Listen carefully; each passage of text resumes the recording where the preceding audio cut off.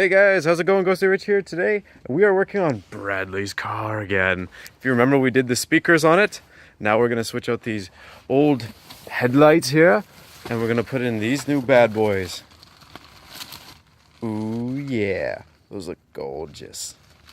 And so I'm gonna show you how we're going to put them in, remove the old ones, and we're gonna wire in the halo. So let us remove these old ones first, or I'll show you the bolts you need to take out to remove the old ones, and then we'll put the new ones in, and then I'll show you how to wire in the halo. Hook into the rad support because all the toppings are busted, they're free. As me and Brad are currently discussing the bloody little clips, you'll see that there's one right there, only existing one. Most V-dubs have the grill zap strapped on because these clips break so easy. So if yours do break, don't feel bad, it's normal. So what you do is, if you do have existing clips, you take your flat blade and you gently press, and then you'll start over here and you'll slowly pull it out, and then as you go, you put the flat blade in, push down, pull out, and you just follow that all the way kind of down here. And then of course, you just repeat with the bottom.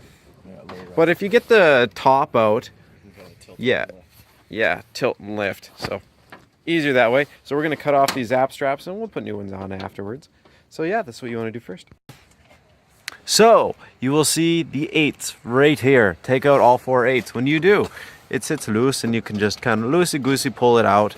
And then you have Mr. Connector, and it literally just pulls off the back. Boom. Take that. We're going to reuse the bulbs for in there, yes? Yeah, there's no H4 in here, but I'm going to reuse these bulbs, yeah. Cool. So we're going to pull out the Zem bulbs and we're going to put them on there. There we go. Yes, I was about to say, make sure you have a piece of cardboard or cloth so that way you don't scratch your lenses. So I'm going to quickly pull out this other one. As you can see, we have these all beautifully on here, and we'll go from there. Alright guys, so what we're going to do is, with our halos, we got them in an amber color, so that way they will come on amber and look really cool on this. What we're going to do is we're going to wire it into the turn signal, so that way, as you can see, it's on turn signal right now. The halo will blink when you're turning. Now, the other cool thing about doing it this way is, let's say your car's not on, but you just want to show your buddy how cool the halos look. You can always just put on your indicator like so, how it's on right now, and the halos will glow without the headlight.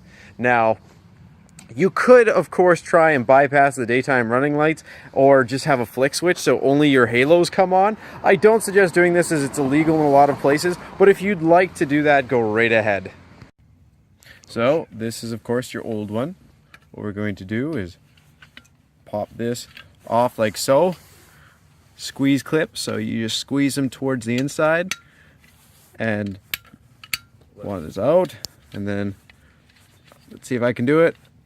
Does he have the finger power? Oh, it doesn't like me. Oh, now we got it. So you just squeeze them in towards the center, lift up, pull the bulb out. That one's in there kind of nicely. But oh, he's almost got it out. Now, most importantly, do not touch the bulb. The oils from your fingers will actually create hot spots on the bulb and burn it out. So, if you do for some reason touch the bulb, don't use Windex, because Windex has oil in it and greases, and it will burn out the bulb, but use a microfiber cloth and wipe it clean. Other than that, we're just going to now reassemble the bulb just how you took it out into the new one. Alright, so as you can see, we did a test to make sure the headlights are working. Now we're going to wire them in. Now you can either do them while the headlights are out. I just wanted to test them first. And now we're just going to grab some wire and we're going to run positive from here to down there and then negative from there to down there. You are going to want to have a voltmeter for this just to make sure you're getting your right positive and negative line. Now, easiest way to, of course, do this is either, with us, we don't have fog lights, so you could just disconnect it from back here. So we vetoed against that. We just pulled the screw out, and if you go undo the screw, all you do is, after you do that, kind of grab this with your nail, pull it forward, and out she comes. After it's out, we will see which wire we are going to go off of. Now, how the easiest way is to pop this off and just go off of the 3 contacts. You're going to probably have 3 contacts in there, so give me 1 sec. So I've checked our 3 wires here. Black is actually the ground. White is for running light.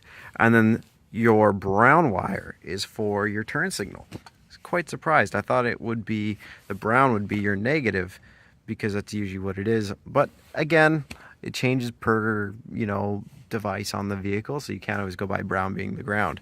So black will be what we run it to, and white will be what we run to black and white on the light. It's almost like they planned it that way. So you can either do that, or the other thing you could do is just go off this marker light right here. Fed the wire in through here, used my hand to feed it up over to here. There's a opening between the metal piece right here, so I just fished it and it's sitting loose. What's cool is it's beveled, so it's not going to actually like rub up against the wire, and this isn't a sharp edge, so you can just put your wire up through there, and then it just goes on to here. And what I've done is I like to always do the darker color is the negative, and then the lighter color of your wire is the positive. So as you can see, I've just butt connected these, but we are going to solder them. This is just temporary. And then for down here, I'm going to go and grab my soldering gun, but we're just going to cut this, and then silver is going to go here and wrap around there and like that. I don't suggest actually cutting the plug, and if you do it up here, like cut back down here, and then after you pull this off, then you can always go higher up on the plug. Don't go this low. And then yeah, so we're just going to solder, and then I'm going to tape. Since I'm not cutting this, I can't put heat shrink on it, so I'll just electrical tape it up really nicely. So give me 1 second, we're going to test these out. Oh, that's awesome. So now that we've tested it, I'm going to just solder up those 2 connections, but that's all there is to this. Solder up your connections as they are off of the white and black, and again, I can show you. Remember, silver went to the white, and then the dark color went to the black. And then if I come over here and pull this out, you can see my 2 connections here. Blue goes to the black, and then silver. So just make sure white goes to white and black goes to black. That's all there is to this. So I'm going to solder that up, and then project complete. Just repeat that to the other side. Oh yeah, take a look at that.